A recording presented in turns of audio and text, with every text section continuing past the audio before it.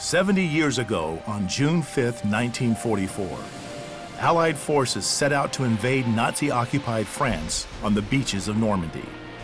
But bad weather and high seas would delay the invasion for another day.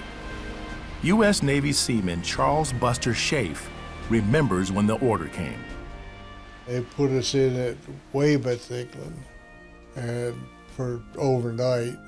And by the time we were moving the second time, we had a pretty good idea of where we were going.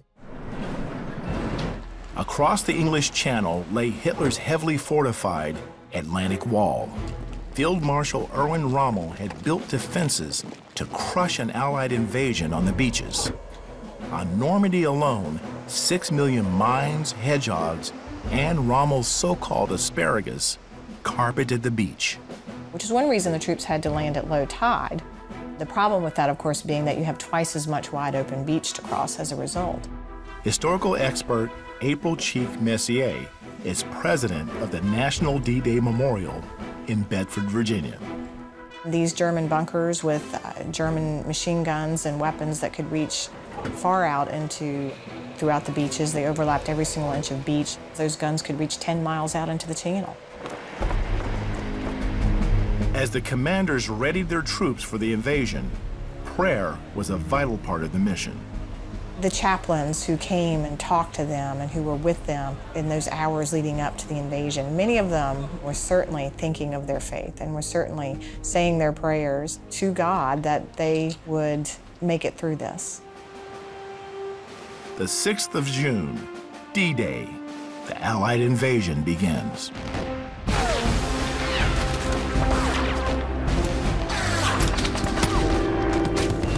If you were to look up on the skies on D-Day, you would have seen airplanes flying wingtip to wingtip. 5,000 ships, 11,000 aircraft, 150,000 troops just on D-Day. 10 miles off the coast of Normandy, 30 soldiers from the 2nd Ranger Battalion boarded Seaman Schaeff's assault landing craft. They were headed for Omaha Beach. They were anxious to get to the beach. It became daylight on the way in, and we hit the beach about 5 minutes after H hour and dropped those men. Some of them in waist-deep water or higher, carrying 100 pounds of equipment, struggling to get ashore, struggling to find cover. They called it Bloody Omaha. The terrain was just a natural defense there with the Germans on these cliffs. They were 100 feet up. They had a direct line of fire as these troops were coming in their landing crafts. But the soldiers kept going. They had their orders as to what they were going to do. They had to climb the cliffs at Pointe du Hoc and get at the Germans that way. And those large guns had to be found and destroyed for the invasion to succeed. So they had to climb those cliffs using ropes and disable those weapons.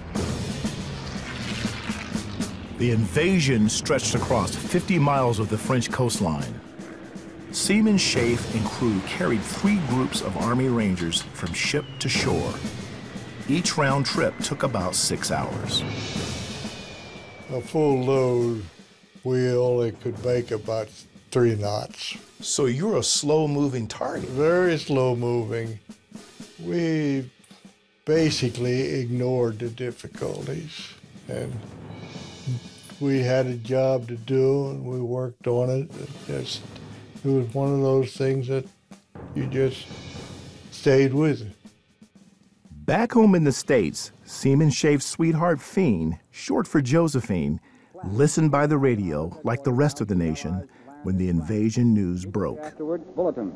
Supreme Headquarters, Allied Expeditionary Force, June 6 AP. General Dwight... The main thing I remember was being called in the night that the invasion had started. I had not only Buster, but many, many friends and relatives in service, and I was so concerned for each and every one. There was absolutely nothing we could do but pray.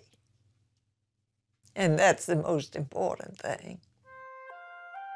On their 3rd and final trip to Omaha, Schaeff's landing craft hit a hedgehog. The boat sank but was in shallow water. All 4 crewmen made it to safety. I was extremely lucky. Afterwards, the beaches called Juneau, Sword, Gold, and Omaha, names that are familiar to us now, were awash in metal and blood. Victory came at a high price. 4,413 Allied troops were lost. The National D-Day Memorial here in Bedford, Virginia, was erected with private funds in honor of the fallen. Now, these waterspouts behind me are symbolic of the gunfire the Allies faced as they stormed the beaches of Normandy. A tremendous sense of loss of what happened that day, but really what we have to look at is what was gained. And what was gained that day were the beaches, and then a village, and then a country, and then all of Western Europe. And D-Day was the watershed event of World War II, and it was the turning point. It was the beginning of the end of Hitler's dreams of Nazi domination. But what if D-Day had failed? Certainly Hitler's final solution would have been complete.